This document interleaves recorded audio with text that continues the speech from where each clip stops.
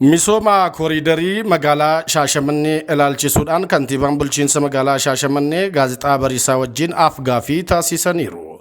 Misoomni kooriidarii dheerina kiiloomeetira 20 ol uwwisu magaalatti midhaagina guddaa kan gonfachiise ta'uu kantiibaan bulchiinsa magaalaa Shaashamannee obbo Adaanaa Taklagoorgis ibsa har'a gaazexaa bariisaaf kennaniin ibsaniiru.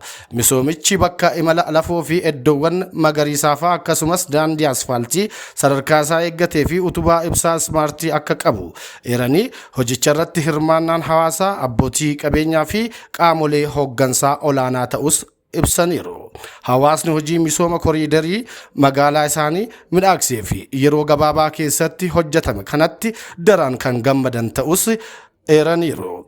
Hojichi dargaggootaa fi carraa hojii bal'aa uumuu fi sosochii dinagdee irrattis jijjiirama fidaa jiraachuu ibsaniiru.